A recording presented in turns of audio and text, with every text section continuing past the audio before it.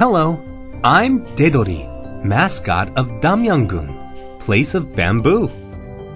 Hello, I'm Dali, Damyang's mascot for its most important product, dalgi. On the border between Chuseongri and Dorimri in Damyang-gun, there is a hill, commonly called 비호재, meaning a hill that a tiger passes over in flight. Could it be true that a tiger flew over the hill? 비호재 is called by another name, 벼슬제, meaning a hill where one enters into government service. This hill contains a tale of a tiger and a man's taking up of public office. 비호재. A long time ago, 비호재 used to be a main passage through which marched stately processions with offerings for the king. Merchants going to Jongeup and Jeonju and students heading to Hanyang to take the civil service exam commonly passed the hill as well. Therefore, taverns below the 비호재 hill were always full of those passers-by. The reason for the hill's popularity among Confucian students lay in their belief that they could pass the civil service exam if they safely went over 벼슬제, the hill of entrance to government service. On the merchant side, by using the pass as a shortcut, they could quickly bring their new, fresh goods to market. Hello, sir. I guess you are on the way to take the civil service exam. Yes, I am. Then you must see the tiger at 비호재 on the way for sure. Tiger? You mean there's a tiger on that hill? Don't you yet know the saying? If you encounter a tiger at 비호재, you will pass the exam. Without that luck, there will be nothing but failure.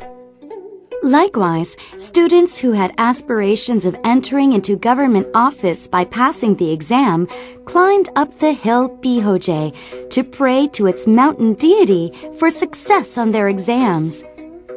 If, at any moment during his prayer, a big tiger comes out flying across east to west, he was to pass the exam. On the contrary, the failure to see a tiger meant he should go back home to strive further in his studies in preparation for the next exam. Upon hearing this, the son of Kim Chambong, living in Okwa, went to pray at 비호재 as many as 12 times, but was not to see even a mere cat, let alone a tiger. This was to be expected, considering he indulged so much in liquor and women every day and night that it kept him entirely from his studies. One day, however, he came to reflect deeply on his shameful behavior. I will be able to achieve nothing by living this way. From now on, I devote myself to my studies. I will make my ambitions come true. He left home immediately for 비호재, where he built a mud hut and lived there for 3 years, being totally committed to his studies. The 비호재 tiger was impressed by the son's enthusiasm. One day, when the son was not aware that the exam date had been set, since he was so absorbed in his studies at the hut, the tiger carried the son on its back, flew up to Hanyang, and had him take the civil service exam, which he passed. In gratitude of the tiger, the son on his way back home established a shrine to offer a commemorative service to the tiger. Touched by this act of the son, it said the tiger flew again. 비호재 looks somewhat different from when the students would travel here, having lost its hilly, narrow appearance.